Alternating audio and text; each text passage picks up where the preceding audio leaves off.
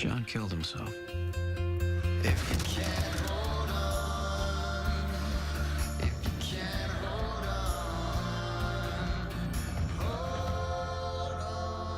on. Anyway, hello everyone, and welcome back to another review episode.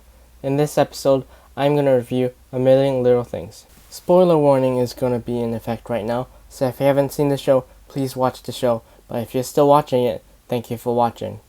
As a group of friends from Boston's lives changes after one of them commits suicide, the group becomes even more closely as they realize the importance of life and friendship. As members of the group go through their ups and downs, they learn to comfort and help one another in times of crisis.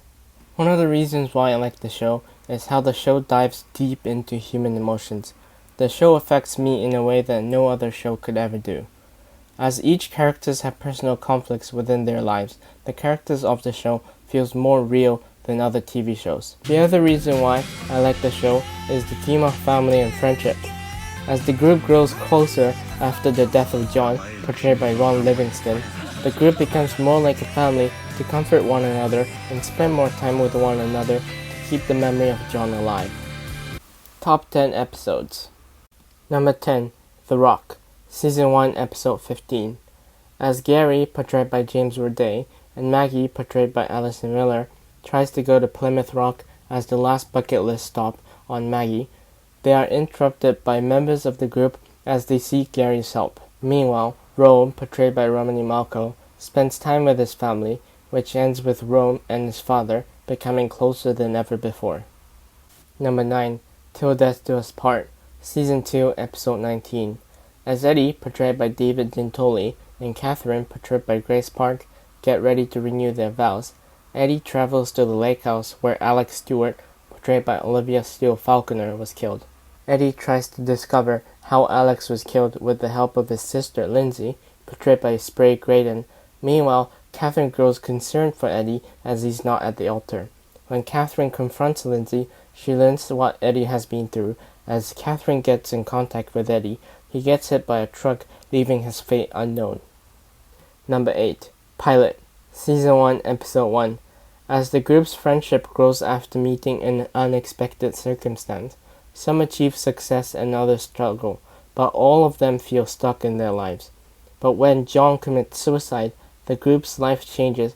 As they contemplate the death of John, they realize instead of whining about their lives, they should start living them. Number 7, Fight or Flight, Season 1, Episode 8. As Gary fails to convince Maggie to get chemo, Gary seeks the final option by going to Chicago. Meanwhile, Maggie starts to experience PTSD. As the group learns about Maggie's cancer returning and how she doesn't want to get treatment, the group understands her reasoning, which makes Gary very mad as he believes Maggie should start chemo as he doesn't want to lose anyone he cares about. Number 6, Secret and Lies, Season 1, Episode 11.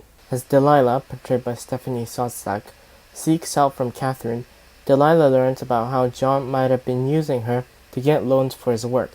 As Catherine tries to find a way out of the mess John created, the rest of the group prepare for a 5K marathon to spread awareness for suicide. As the show finally exposes how the four boys met in the elevator, they tie it with the issue John has brought upon Delilah. Number 5, Christmas Wish List, Season 1, Episode 10. As the group spends their first Christmas after John's death, the group tries to fill the hole by going for a big Christmas. As Sophie, portrayed by Lizzie Green, and Danny, portrayed by Chance Horsfield, learn Delilah, their mother, is pregnant, Christmas becomes even more special for the Dixon family. In the end, Delilah learns she is being evicted, Gary learns Maggie has started chemo, Eddie starts his tour with his old band, Delilah seeks Catherine's help.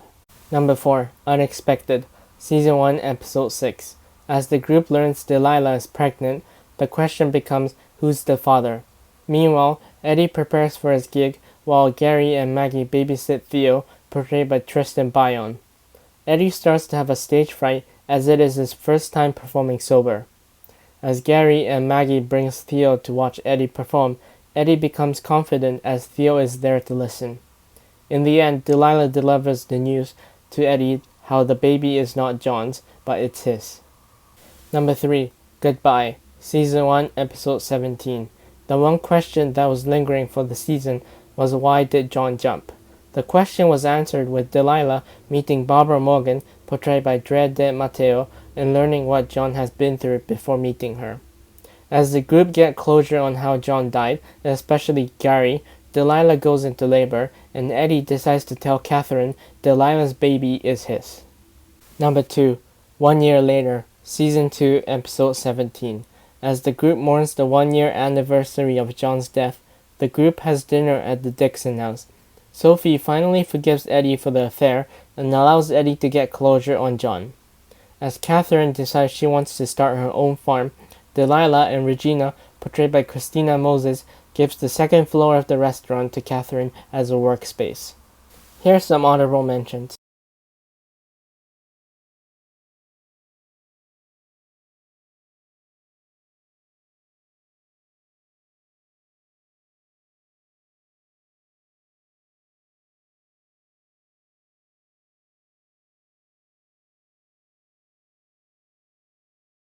Number 1. Time Stands Still, Season 2, Episode 9. As PJ, portrayed by Chandler Riggs, met Delilah, Eddie and Catherine tries to get custody of Charlie. As Gary tries to talk some sense into Eddie, Catherine, and Delilah about Charlie's custody, Gary tries to keep the group from falling apart.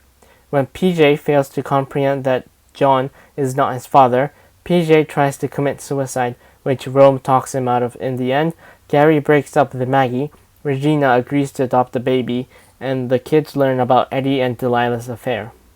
Top 10 emotional and memorable moments. Number 10. John's funeral. After John's death, Eddie gives a beautiful eulogy, which allows the viewer to understand how the boys met. As Eddie finishes his eulogy, Sophie sings Both Side Now for her dad, as this scene shows how close the group was and will be even if John is gone. Number 9. Catherine and Eddie ask Gary to be Theo's guardian. As Catherine recuperates from a car accident, she and Eddie agrees Gary should be Theo's guardian. As Gary and Maggie drops off food Regina made, Catherine asks the question to Gary, which he refuses as he feels he's too irresponsible to be. But as Maggie convinces him he's the reason why she's alive, and that she thinks he would be a perfect guardian for Theo, in which Gary accepts. Number 8. The boys helping Rome bury his mother. As Rome's mother dies, the group supports Rome by going to the funeral. As Rome feels it is his responsibility to bury his mother, the boys, including PJ, sees him doing it alone and helps him bury his mother. This scene shows how close the group has gotten emotionally after John's death, and how they are more like brothers now than a group of friends. Number 7. The boys playing hockey at O'Hare Airport. As the flight to a Bruins hockey game is delayed, John comes up with an idea to play hockey at the O'Hare Airport. As people in O'Hare starts to watch the hockey game, they are able to entertain themselves while waiting for their flight. This shows how far the boys have come from the time of being stuck at the elevator. Number 6. The kids learning about Eddie and Delilah's affair. As Delilah agrees to share custody of Charlie with Eddie and Catherine, Sophie reacts to this news by smashing a guitar at Eddie's garage. This scene starts the spiral of rebellion within Sophie. Number 5. Danny coming out. As Gary is the only one who knew about Danny's sexuality, when Sophie decides not to go to the marathon and makes fun of Danny's supposed girlfriend, Danny finally decides to come out to his mother and sister. As Delilah and Sophie accept Danny's sexuality, Danny feels free from the secret he has been keeping other than Gary. Number 4. Gary tries to put some sense into the group. As time and time again have shown after John's death, the group starts to rely on Gary the most. As Eddie and Catherine wants to take Charlie's case to court, Gary intervenes and talks some sense into the group to keep the only family he ever had. Number 3. Delilah learns the truth about John. As Delilah finally confronts Barbara Morgan, she finally finds the true relationship he had with her. Barbara explains how John lost his college roommate, who was in a relationship with Barbara at the time, was on a plane that was used in the 9/11 attack. As John was supposed to be on the plane, he felt guilty and hopeless on living until he met Delilah. This scene answers the question on why John jumped, and also gives closure to Delilah, as she finally got the answer she needed. Number 2. Theo's toast. After a year of John's death, Theo makes his first toast as the group has dinner at the Dixon house. As Theo incorporates things he has learned from school, the toast becomes more emotional as Theo is the youngest in the group and has to confirm with the group if the toast was good, making it more emotional. Number 1. Rome stops PJ from committing suicide. As PJ's world starts to crumble with him feeling hopeless, PJ tries to end his life by jumping off the roof. As Rome tries to talk him out of it, Maggie stops PJ's parents from entering the roof, which could escalate the situation. As Rome joins PJ on the edge of the roof to sway him from not jumping, Rome is able to convince PJ from jumping. This scene shows how mature Rome has grown ever since his first scene with a mouth full of pills. In conclusion, A Million Little Things teaches us the meaning of life. As most people don't live their life to their fullest, the show teaches us to live the life to the fullest. As many people are connected like a million little things, there is always someone who cares about you, and even if you don't know it. Thank you for watching, and I'll see you next Monday for another review episode.